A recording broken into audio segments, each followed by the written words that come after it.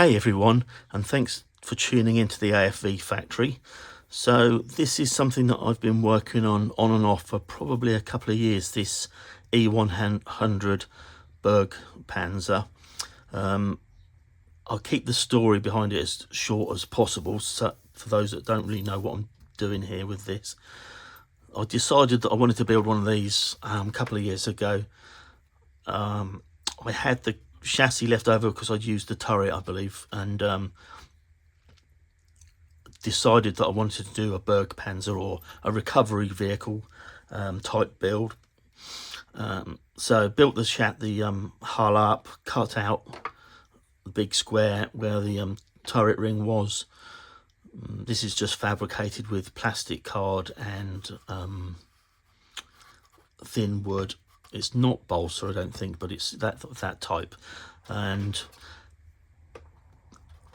built the crane jib and added a 20mm cannon there, which again is a nod to the Berg Panzers, or Berg Panther I should say.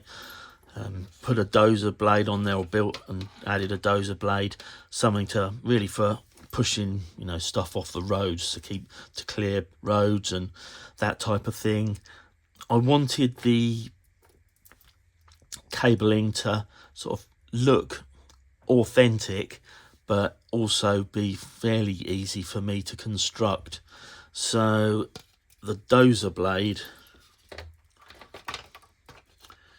sits in here, and the main cable that comes out and goes through the center here, which is this one here, it either operates the blade so you can pull it backwards and forwards, lift the blade up, drop the blade down, or it can be unhooked from the eyelets there and then run across this pulley at the front here, so it can be just for direct towing, and then you've got the crane jib for lifting.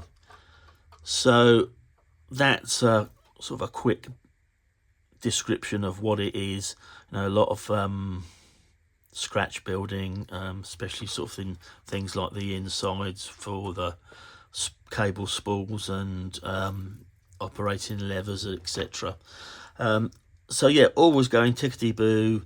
Really like the camo pattern that I produced, and then I discovered that I'd made a really stupid error in which I'd glued these side skirts on before adding the tracks. So I'd prepared the tracks, painted and weathered them off the vehicle. I just thought, oh, they'll tuck in there easy. What's the worst that can happen? And the worst that can happen is they didn't go on. I snapped one of the idlers off. The tracks obviously were stretched and were losing paint and losing weathering.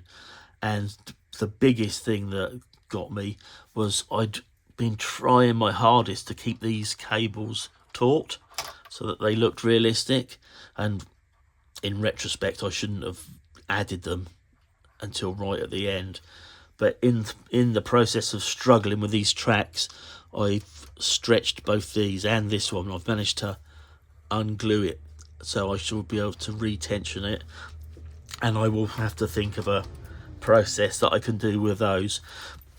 But these issues essentially defeated my motivation, and the thing sat on a shelf for 12-18 months, something like that.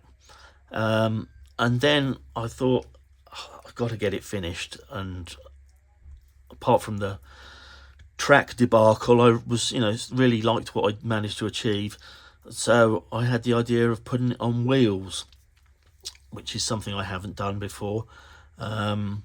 My next issue was trying to find a set of wheels, because I had sets that were only 4 wheels.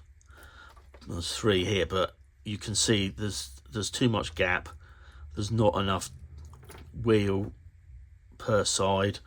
And then I came across these modern ones, but a set of 10, and sort of that was it. I snatched those up, and here we are today. So all I've done underneath is very, very simple for my own benefit, really. and that I've just boxed in what was, you know, the suspension units here, and where the idler and the sprocket went, just covered them all in with fresh plastic card, and then I shall just glue the wheels straight on. From the outside it will look like what it is, an E100 on wheels, but underneath it won't have any sort of realistic mechanisms that you would find on an wheeled vehicle. So the wheels, I've been doing a few reels about the wheels, and I've going to be posting some stuff on them shortly. But in a nutshell, I painted these up with, can I find it now? Yeah. So painted them with this Vallejo tyre black, which is a strange greenish colour when it comes out, but it dries, as you would imagine, exactly like tyre rubber is. I painted all the hubs in different colours, and I used a set that I'd used for painting the tank, so the wheels matched. And then I just set about weathering them. So weathering them, I'd obviously sealed them in first with a clear coat, and then just weathered with oils. So first of all, I used this natural grey, the Abteilung 502 natural grey, and then that was followed up with, again, 502 Abteilung light mud to give that dusty effect. And the next stage will be just doing some work on the actual wheel itself rather than the tyre, just making those bolts that you can see there stand out a little bit more. I shall do some with some leaking hubs so that, you know, there's a grease build up. Add some more dust as well, so it looks like the dust has stuck to the grease. So yeah, they're getting on, and I like how they're looking now, but they need a little bit of more work yet, but we're getting there. We're going in the right direction. So the reason why you haven't seen or heard anything about the Wagon for a few weeks is I've been working solely on this, but I'm going to build those tracks that I showed in another video, the individual link workable tracks. So this will probably take a little bit of a back seat.